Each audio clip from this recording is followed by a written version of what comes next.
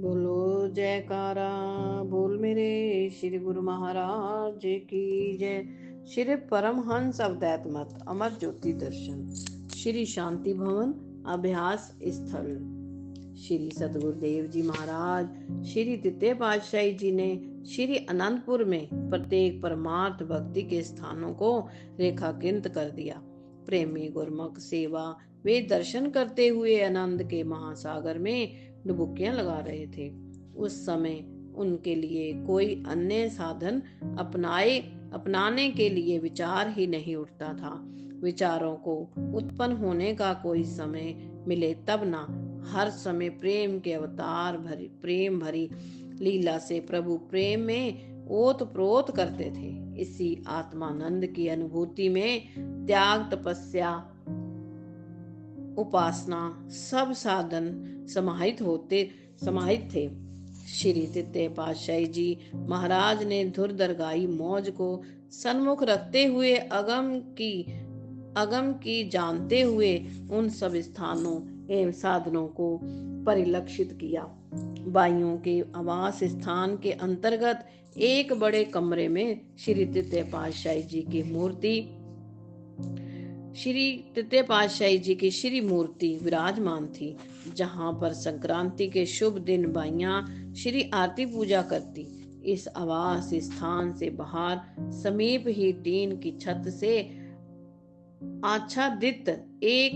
इच्छादित एक बड़े कमरे का निर्माण करवाया।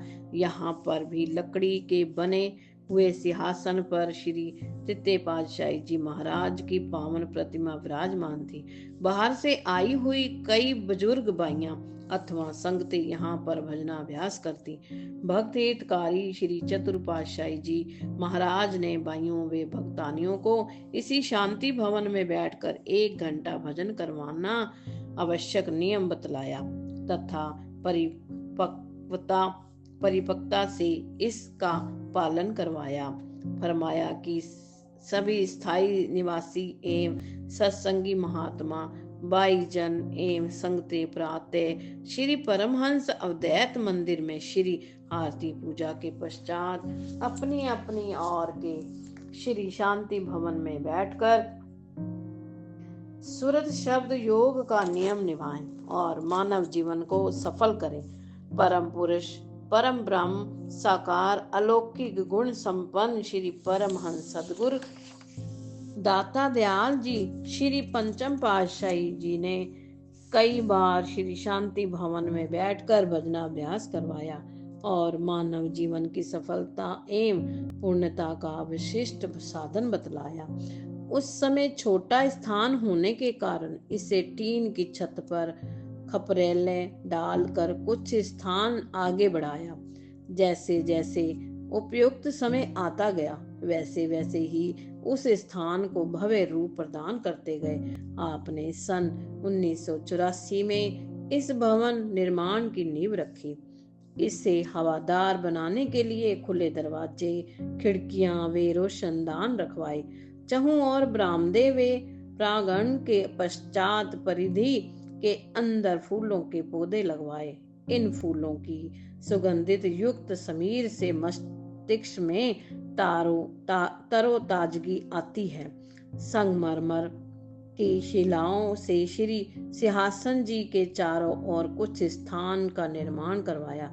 इसका सेवा कार्य अति तीव्र गति से संपन्न हुआ और यह भवन 1 वर्ष में बनकर तैयार हो गया। संगमरमर का कार्य धीमी गति से चलता रहा। श्री सदगुरुदेव जी महाराज ने 31 मार्च सन 1985 को शुभ रामनवमी के दिन प्रातःकाल प्रात स्मरणीय जगत वंदनीय महातपोनिधि ब्रह्मनिष्ठ श्री परमहंस दयाल जी की दिव्य प्रतिमा को इस नव निर्मित शांति भवन के सुंदर शुभ सिंहासन पर निज कर कमलों से विराजमान किया। हार पीताम्बर पहनाकर दिव्य स्वरूप को केसर तिलक से सुशोभित किया। श्री आरती पूजा का कार्यक्रम हुआ। महाप्रभु जी ने अपनी दिव्य वाणी में फरमाया, संसार में काल और माया का ऐसा चक्र चल रहा है कि जीव गफलत की निंदा में सोकर अपने लक्ष्य को भूल गए हैं, जिसकी वजह से जन्म जन्मांतरों से पीड़ित होते चले आ रहे हैं। जिनके प्रफुल्ल संस्कार होते हैं, जिनमें अभिलाषा उत्कंठा होती है, वे अपनी निजी वस्तु को प्राप्त कर लेते हैं। वे अपनी खोई हुई वस्तु को पाकर जन्म सकारत कर लेते हैं।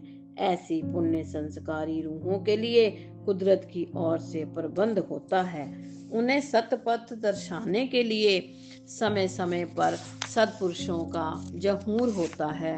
सत्पुरुषों का अवतरण महज इसी काम के लिए होता है।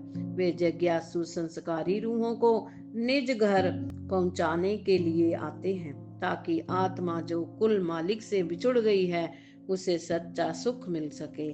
श्री अनंतपुर दरबार के केवल नाम भक्ति की दौलत ही बांटी जा रही है। गुरमुख जन अपनी श्रद्धा अनुसार यहाँ से अपनी झोलियां भर रहे हैं। जब से श्री अनंतपुर दरबार की रचना हुई है, आप सब देख ही रहे हैं कि यह दिन प्रतिदिन बढ़ती ही जा रही है।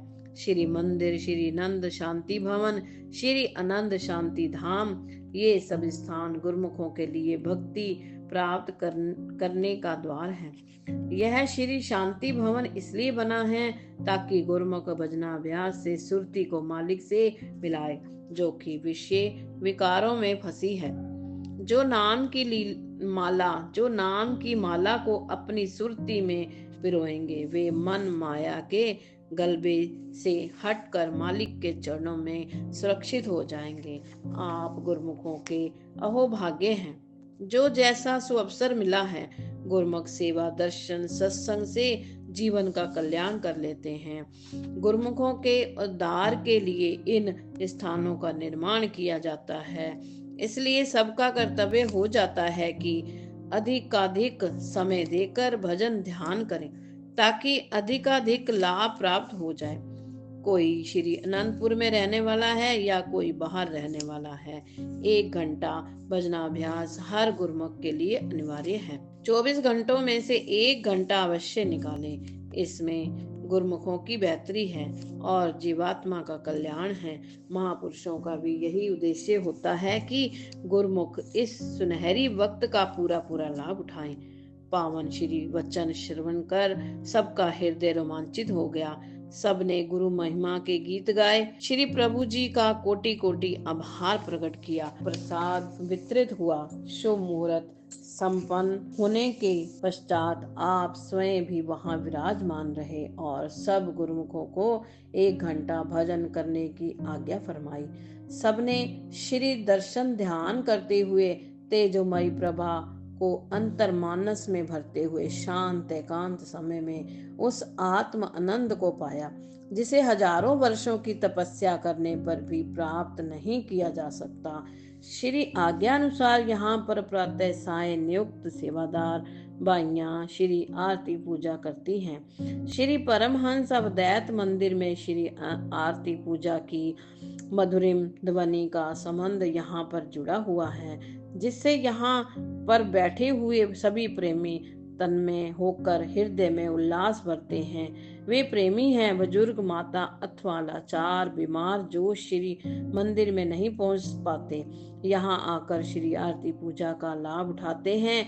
इस शांति भवन का निर्माण हो जाने से गुरमुख जन अधिकाधिक समय भजन ध्यान में व्यतीत कर अपनी आत्मा को कल्याण करने लगे। ये महापुरुषों के जीवों पर अनंत अनंत उपकार है। गुरमुख यहाँ आकर अपनी सुरती को एकाग्र कर भजनाभ्यास का आनंद लेते हैं। बोलो श्री गुरु महाराज की जय।